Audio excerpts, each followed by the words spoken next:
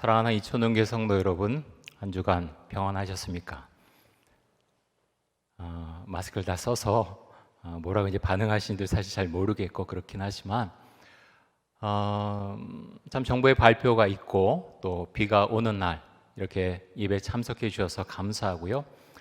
이것이 우리가 하나님 앞에 드리는 온전한 예배가 될 수 있기를 간절히 원합니다. 오늘 우리 시편 137편 말씀을 함께 살펴보면서 은혜를 나누고자 합니다. 137편 이 말씀을 많이 읽으셨는지요? 이 말씀을 보면 대단히 슬픕니다. 대단히 슬픈 내용이 이 가운데 있습니다. 남유다가 바벨론에게 멸망을 당합니다. 포로로 끌려가죠. 그곳에서 이제 바벨론 사람들이 유대인들에게 그렇게 명령하는 겁니다. 거의 명령이나 마찬가지죠. 우리를 위해서, 우리 흥을 위해서 너희 악기를 연주하고 노래를 불러라.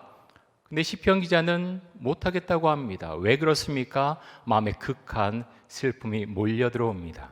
이 악기로 하나님을 찬양하고 하나님을 위해서 연주하고 또 이 노래는 하나님을 위한 노래인데 어떻게 이방 사람의 바벨론의 사람들의 흥을 위해서 내가 연주하고 노래할 수 있는가? 그는 심히 고통스러워하고 아파합니다. 그리고 하나님 앞에 기도하지요. 하나님, 이 나라들을 벌해 주옵소서, 우리를 회복시켜 주옵소서 주 앞에 기도합니다. 오늘 뒤까지 다 다루진 않을 텐데요. 마지막에 사실은 자녀를 메어치고 하는 그런 내용이 나옵니다. 우리가 성경을 읽을 때 한 가지 주의해야 될 점은 항상 그리스도의 십자가와 은혜와 복음서와 연결해서 봐야 한다고 하는 것입니다. 우리가 그 말씀을 보면서, 말씀까지 이어서 보면서 그리스도께서 우리에게 무엇을 말씀하시고 어떻게 하셨는지, 원수를 왜 사랑하라고 말씀하셨는지 우리가 기억하고 말씀을 의미하고 말씀을 해석할 수 있어야 하겠습니다. 저는 시편 137편 말씀을 읽고 묵상하면서 참 많은 생각을 했습니다. 또 드라마 바이블을 통해서 많이 들었는데요. 여러분, 드라마 바이블 같은 것을 통해서 들으면 참 뭐라 그럴까요? 실감 있게 그 말씀을 읽습니다. 그 입장에서 실감나게 읽습니다. 그래서 더 마음에 감동이 옵니다. 우리나라 역사가 참 많이 생각이 났습니다. 수많은 침략을 당하고 그 가운데서 지켜온 우리의 선조들, 우리의 나라, 또 우리의 신앙, 일제시대 때 얼마나 많은 어려움을 당했습니까? 어디 일제시대만 그렇습니까? 수많은 역사 속에서 수많은 침략을 당하고 노략당하고 많이 어려웠습니다. 특별히 일본 천황에게 그렇게 숭배하라는 그 명령을 어기고 마지막까지 지켰던 많은 사람들이 순교를 당하고 끔찍한 일을 많이 당했습니다. 그 가운데 지켜온 것이 우리의 신앙입니다. 우리가 그래서 지금 이 자리에 모여서 함께 예배드릴 수 있습니다.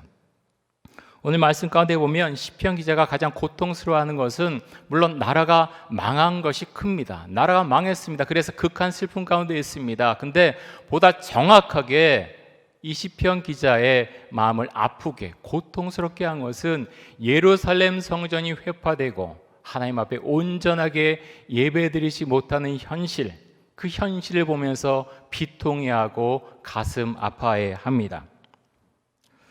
1절에 보면 이렇게 말씀합니다. 한번 보겠습니다. 그는 첫 구절부터 이렇게 주 앞에 말씀을 드립니다. 우리가 바벨론의 여러 강변 거기에 앉아서 시온을 기억하며 울었도다. 바벨론은 지금의 이라크에 해당하는 나라죠. 물론 영토가 동일하지는 않습니다. 지금 이라크보다 훨씬 넓은 영토를 갖고 있었죠. 아수르도 마찬가지입니다. 근데 바벨론, 이라크 땅에 있는 두 강이 있지요. 티그리스 강과 유프라테스 강입니다. 근데 그 강 지류가 참 이제 많이 있는데 바벨론이 수로 공사를 많이 했습니다. 물길을 내는 거죠. 근데 그 물길을 내는 공사에 포로로 잡혀온 사람들을 많이 끌고 가서 그곳에서 공사를 하게 했습니다. 유대인들도 그래서 이 강가에 많이 거주하게 됐을 것입니다. 이 시편 기자도 그래서 강변에 거주하게 됐을 것입니다. 그래서 그가 이렇게 말하죠. 우리가 바벨론의 여러 강변 거기에 앉아서 어떻게 했다고요? 시온을 기억하며 울었도다. 시온을 기억하며 울었도다 라고 말합니다. 시온은 뭡니까? 왜 시온을 기억합니까? 그 시온에서, 예루살렘에서 이스라엘에서 하나님을 경배하고 찬양했던 그 시간들을 기억합니다. 하나님 앞에 불순종했던 그 불순종의 시간들을 기억합니다. 온전치 못했던 삶을 생각해 봅니다. 기억합니다. 그래서 자신의 현실을 바라보면서 그 기억을 되살려 보면서 주 앞에서 울고 있습니다. 여러분, 기억이라고 하는 것은 우리에게 굉장히 소중합니다. 1928년에 프랑스 작가인 마르셀 프루스트라고 하는 사람이 잃어버린 시간을 찾아서라는 장편 소설을 지었습니다. 마르셀 프루스트는 잃어버린 시간을 찾아서라는 이 소설 가운데에서 기억에 대한 이야기를 합니다. 기억, 우리의 기억이 얼마나 소중한가에 대해서 이 소설에서 이야기를 하고 있습니다. 주인공으로 등장한 사람은 마르셀이라고 하는 사람입니다. 이 마르셀은 어렸을 때 어머니의 사랑을 많이 받고 자라납니다. 근데 어른이 되어서 사교계에 발을 들여놓습니다. 아름다운 여성들, 또 사교계에서 사귀는 사람들, 그것에 누리는 명성 같은 것 여러 가지 생각하며 사교계에 있었지만 그는 절망합니다. 허무해합니다. 슬퍼합니다. 그런데 어느 날 차 한 잔을 마시게 됩니다. 마들렌 부스러기가 있는 차 한 잔을 마시게 되는데 그 순간에 어렸을 때 여러 생각들이, 기억들이 그의 머릿속에 한꺼번에 밀려 들어옵니다. 여러분, 마들렌이라고 하는 것은 버터를 많이 넣은 아주 부드러운 과자입니다. 버터를 아주 많이 넣어서 부드러운데요, 프랑스 사람들은 차를 마실 때 이 마들렌을 참 많이 먹는다고 합니다. 오늘 소설에 나오는 이 마르셀도 어렸을 때 어머니가 주셨던 그 차와 함께 이 마들렌을 먹었던 기억이 있습니다. 추운 겨울날 어머니께서 차를 끓여주시면서 마르셀에게 그 마들렌을 주셨던 그 기억들, 어머니에 대한 추억들, 여러 가지 생각들이 그의 머릿속을 한꺼번에 스쳐 지나갑니다. 그리고 생각합니다. 나는 왜 이렇게 살고 있는가? 내가 사교계에 발을 들여놓은 이유는 무엇인가? 나는 어떻게 살아야 되나? 여러분, 우리 기억은요, 이 소설에서는 감각적인 차 한 잔, 그 마들렌, 그것을 통해서 자신의 기억 속으로 넘어가면서 자신의 삶을 되돌아보게 해줍니다. 그래서 이 주인공은 그 차 한 잔을 통해서 어머니를 기억하면서 자신의 삶의 방향을 다시 잡아 나가게 됩니다. 여러분에게도 잃어버린 시간이 있으십니까? 여기서 말씀하고 있는 이 잃어버린 시간, 그 의미는 인생 가운데서 무의미하게 흘러간 시간, 인생 가운데서 무의미하게 흘러간 시간, 그것을 잃어버린 시간으로 말하고 있습니다. 작가는 이런 이야기를 합니다. 잃어버린 시간을 되찾을 수 있는 가장 좋은 방법 중에 하나는 기억을 되살리는 것이다. 기억을 되살리는 것이다. 작가는 그렇게 말하고 있습니다. 시편 137편에서 1절에서 우리가 이미 보았지만 이 시편 기자는 시온을 기억하며 울었습니다. 고향을 생각했고 예루살렘 성전을 생각했고 하나님을 믿고 자유롭게 예배드리던 그때를 생각하면서 울었습니다. 그 신앙을 애달게 마음속에 담으면서 그렇게 주 앞에서 울었습니다. 여러분은 언제부터 신앙생활을 시작하셨습니까? 모태신앙부터 시작하신 분도 계시고 또 중간에 하나님을 믿는 분들도 계실 것입니다. 그리스도를 만난 기억이 있는 분이시라면, 인격적으로 만난 분이라면 내가 예수를 만났던 기억이 분명히 있을 것입니다. 저는 이 시편 137편 말씀 묵상하면서 제 어릴 때 모습이 많이 떠올랐습니다. 중등부 수련회, 고등부 수련회, 대학부 수련회, 많은 은혜를 받았지요. 중학교 때, 고등학교 때 수련회 가서 참 많이 울었던 기억이 납니다. 회개 기도했고 어릴 때지만 삶에 대해서 힘들어했던 그런 생각들, 그래서 많이 울면서 기도를 했던 것 같습니다.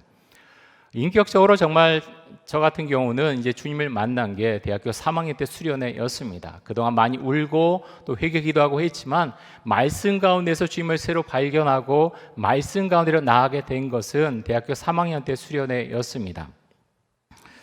여러분은 어떤 기억을 갖고 계십니까? 그런데 이런 기억들 우리가 교회에서 자라난 분들이라면 갖고 있는데 그 기억들이 잘못하면 지나간 추억으로 그렇게 될 수 있다고 하는 것입니다. 왜 그렇습니까? 수련회를 다녀왔습니다만 은혜를 받았습니다. 부흥회도 마찬가지죠. 기도원에 가서 기도하고 온 건 마찬가지입니다. 은혜를 받았습니다. 근데 현실의 삶 가운데 돌아왔을 때 얼마나 그 기도한 내용에 대해서 지키고 사셨습니까?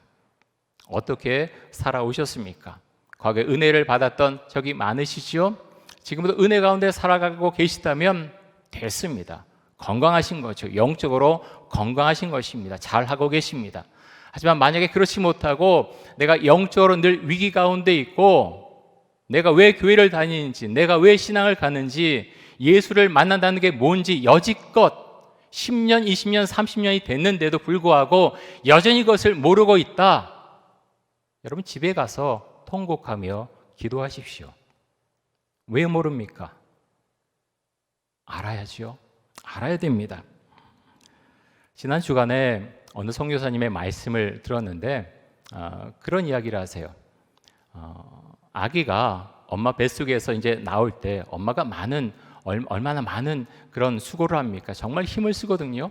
아기가 나왔습니다. 그럼 어떻게 합니까? 아기 잘 나왔구나 그렇게 방치합니까? 아니죠. 엄마가 젖을 먹이고 영양분을 공급해 줍니다. 그렇게 했을 때 건강하게 자라나게 됩니다. 우리가 예수를 믿는 것도 마찬가지죠. 교회 옵니다. 예수를 만납니다. 그 다음에 어떻게 합니까? 은혜 가운데서 내가 잘 지내고 있다. 그냥 만족합니까? 아니죠.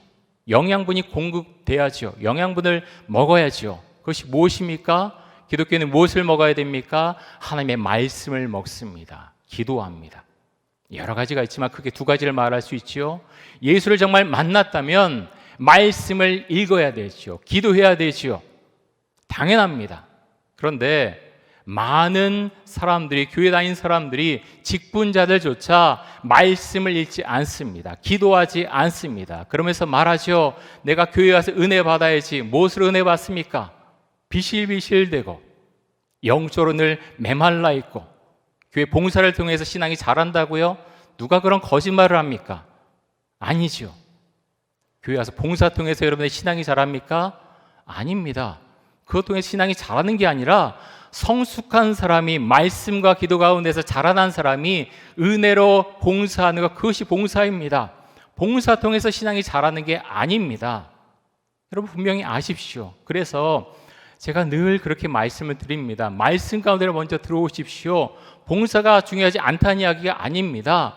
교회가 교회다우려면 봉사도 있고 헌신하는 분들이 분명히 있어야 됩니다. 하지만 메마른 상태에서 말씀도 안 보고 기도도 안 하는 사람이 교회 봉사를 하기 시작하면 반드시 문제가 생깁니다. 교회가 뭐 이래, 사람들이 뭐 이래, 갈등이 일으키고 서로 부딪히게 됩니다. 여러 가지 이야기를 하지만 무엇이 문제입니까? 말씀을 안 먹었습니다. 기도하지 않았습니다. 영양실조된 상태로 교회 봉사를 하니까 많은 문제가 생겨납니다. 사랑하는 성도 여러분, 이스라엘 사람들 똑같았습니다. 하나님을 믿는다고 하지만 경전이 있고 탈무드가 있고 정말 주님을 믿는다고 하고 성전에서 여전히 예배를 드렸지만 병든 것들을 드리고 말도 안 되는 주장을 하면서 내가 하나님 앞에 할 것을 다 했다. 그들이 그렇게 말했다고 하는 것입니다. 꼭 이런 모습은 썬데이 크리스찬의 모습과 똑같습니다. 우상 숭배를 하면서 하지 않는다고 말하는 사람들, 고린도 교회 사람들이 그랬지요. 우리 말씀 한 구절 보겠습니다. 고린도전서 10장 21절입니다. 고린도 사람들이 우상 숭배를 했다는 거죠. 제가 읽겠습니다. 너희가 주의 잔과 귀신의 잔을 겸하여 마시지 못하고 주의 식탁과 귀신의 식탁에 겸하여 참여하지 못하리라.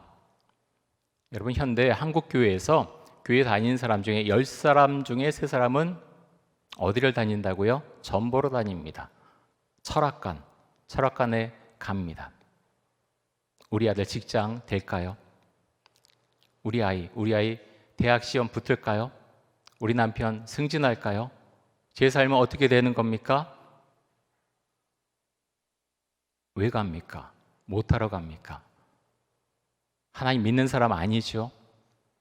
통계적으로 나와 있고 또 무당이었다가 간증하는 분이 분명하게 이야기하지요. 고객 중에 10명 중에 3사람이 기독교인, 이름만 기독교인이죠. 사실은 기독교인 아니죠. 하나님 믿는 사람 아니죠. 하나님 믿는 사람이 어떻게 점을 보러 갑니까? 사주팔자 보러 다닙니까? 어떻게 그럴 수 있습니까? 아주 간단합니다. 하나님 믿지 않기 때문에 가는 거죠. 귀신을 섬기러 갑니다. 귀신한테 뭐라고 말해주나, 뭐라고 예언해주나, 그거 보러 가는 거죠. 사랑하는 성도 여러분, 우리가 주를 믿는다고 하는 것이 무엇입니까? 오늘 말씀 가운데 보면 시편 기자는 웁니다. 시온을 기억하며 울고 있습니다. 자신의 아팠던 그런 과거를 생각하면서, 민족의 아픔을 생각하면서 울고 있습니다. 여러분, 요즘 무엇 때문에 울고 계십니까? 코로나 바이러스 때문에 스트레스 받아서 울고 계십니까? 몸의 병과 또 마음의 병이 들어서 울고 계십니까? 경제적으로 궁핍해져서 울고 계십니까? 무엇 때문에 울고 계십니까? 시편 말씀을 묵상하면서 그런 생각을 합니다. 이렇게 시편 기자가 마음 아파했던 것은 그 예루살렘에 성전이 하나밖에 없기 때문이었습니다. 그 성전이 무너지는 것을 보면서 마치 자신의 몸이 부서지는 것 같은 슬픔과 고통을 이 시편 기자는 고백을 합니다. 코로나 바이러스가 창궐한 지금 우리가 마스크 쓰면서 예배를 드리고 있습니다. 오늘 예배 오신 분들 정말 반갑고요, 또 감사합니다.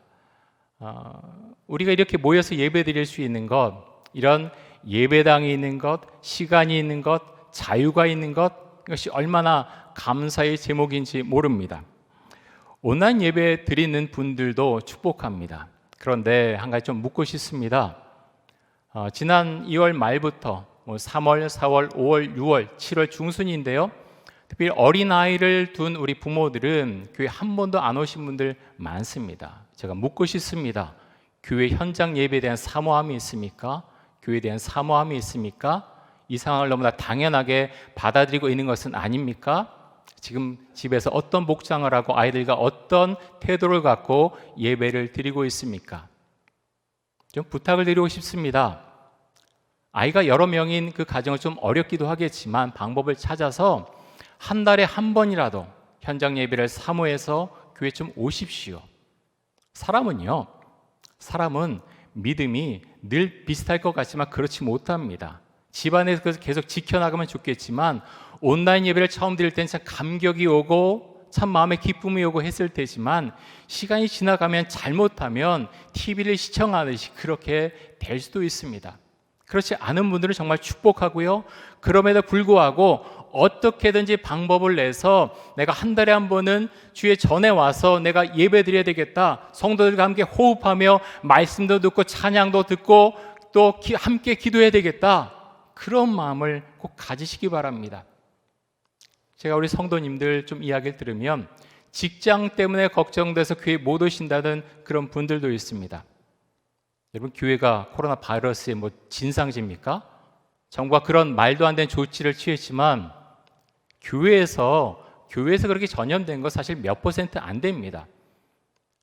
방송과 신문에서, 언론에서 그렇게 호도한 면이 굉장히 많은데 여러분, 교회가 그렇게 위험한 것 아닙니다. 수원에서 큰 대형 교회에서 확진자 나왔지만 마스크를 다 잘 쓰고 있었기 때문에 아무도 전염이 되지 않았습니다. 여러분, 우리 교회도 그렇게 해왔지요. 소그룹 모임 갖지 않고 먹지 않았습니다. 함께 공동식사하지 않았습니다. 그런데 왜 정말 교회가 멸시당하고 정말 함부로 대접을 받는다라는 생각이 드는 것은 우리가 지켜왔음에도 불구하고 그런 이야기를 명령을 내리는 것, 물론 그런 교회가 있지요. 하지만 교회가 꼭 그런 코로나 바이러스의 진상지처럼 그렇게 보도하고 발표하는 그 자체가 교회를 무시하는 행동이자 그들의 마음이라고 하는 것입니다. 여러분, 이를 위해서 우리가 기도해야 됩니다. 여러분, 우리가 깨어있지 않으면 종교의 자유 침해받을 수 있습니다. 우리가 정말 깨어있어야 되겠고요. 더 많이 기도해야 됩니다. 왜 그렇게 교회가 모욕을 받습니까? 우리가 깨어있지 못해서, 더 많이 기도하지 못하고 교회가 교회답지 못해서 교회 내에서 맨날 싸움만 하고 여러 가지 일들이 일어나니까 교회를 우습게 여기는 거죠. 사랑하는 성도 여러분, 우리가 이럴 때 더 많이 기도할 수 있기 원합니다. 정말 주 앞에 기도하면서 하나님, 이렇게 허락하신 분도 하나님이신데 우리가 무엇을 생각하길 원하십니까? 우리 교회가 어떤 교회가 되길 원하십니까? 주 앞에 기도하길 원합니다. 사랑하는 성도 여러분, 더 많이 기도하시기 바랍니다. 계속해서 137편 말씀 좀 더 살펴보겠는데요. 4절에서 6절까지 한번 보겠습니다.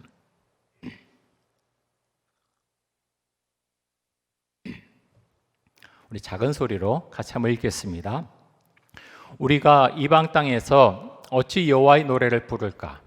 예루살렘아, 내가 너를 잊을진대 내 오른손이 그의 제주를 잊을지로다. 내가 예루살렘을 기억하지 아니하거나 내가 가장 즐거워하는 것보다 더 즐거워하지 아니할진대 내 혀가 내 입천장에 붙을지로다. 시편 기자는 슬퍼합니다. 이방 땅에서 바벨론 사람들을 위해서 내가 어떻게 여호와의 노래를 부를까? 예루살렘아, 내가 너를 잊을진대 내 오른손이, 여기서 말한 그 오른손의 제주는 수금을 타는 그 연주 솜씨를 말하고 있지요. 여기서 말한 예루살렘은 예루살렘에서 드렸던 그 예배, 예루살렘 성전, 그 신앙을 말하고 있습니다. 그 신앙을 잊을진데 내가 수금으로 타는 그 솜씨를 내가 그렇다면 잊어버리겠다라고 말합니다. 6절에서도 이렇게 말하지요. 내가 예루살렘 그 신앙, 주의 성전, 그 은혜를 내가 기억하지 아니하거나 내가 가장 즐거워하는 것보다 더 즐거워하지 아니할진대. 무엇을 더 즐거워하지 아니한다 말합니까? 하나님을 믿는 신앙, 주 앞에 나가는 신앙, 그것보다 다른 것이 앞설 때 내 혀가 내 입천장에 붙는 것이 낫겠다라고 시편 기자는 말합니다. 내가 노래하지 않겠다. 내 입에 붙어버리는 것이 낫겠다. 시편 기자는 비통한 마음을 가지고 그 마음을 주 앞에 호소를 하고 있습니다. 여러분은 신앙에 대해서 어떤 기억을 갖고 계십니까?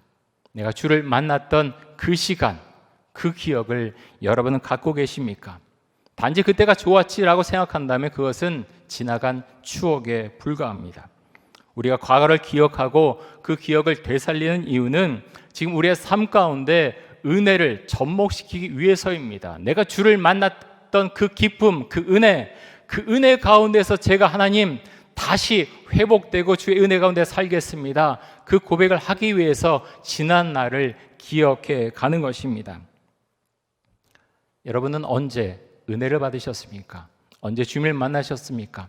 언제 미친 듯이 성경을 읽고 주 앞에 나와서 시간이 가는 줄 모르고 기도를 하셨습니까? 지금은 어떻게 지내고 계십니까?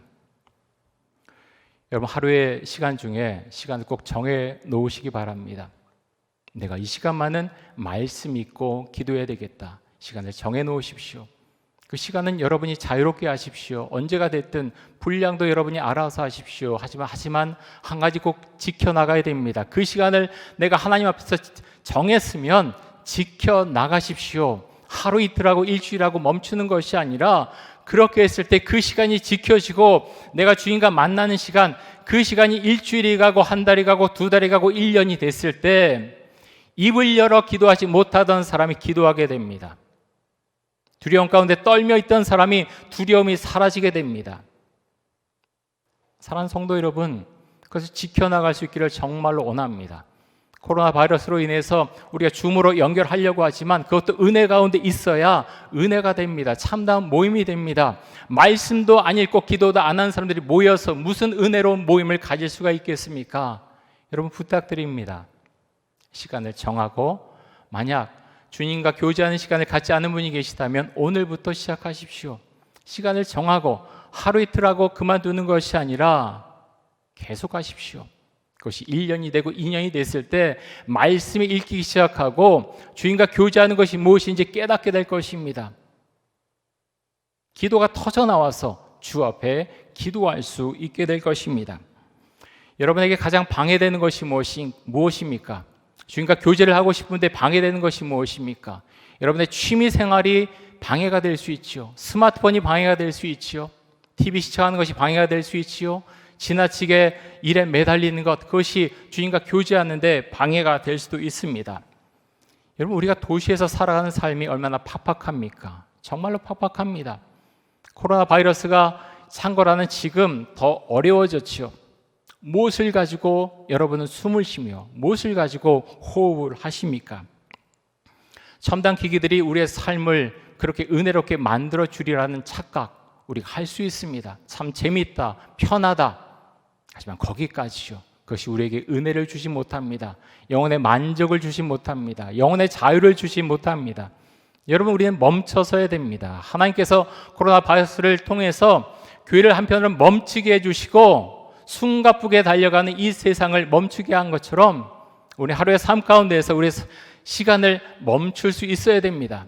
내가 잡고 있던 스마트폰, 내가 하고 있던 어떤 취미, 내가 열심히 하던 어떤 것들 내려놓고서 주 앞에 나아가는 시간을 반드시 가져야 합니다. 그래야 우리는 영혼의 자유함을 느끼고 고백할 수 있습니다.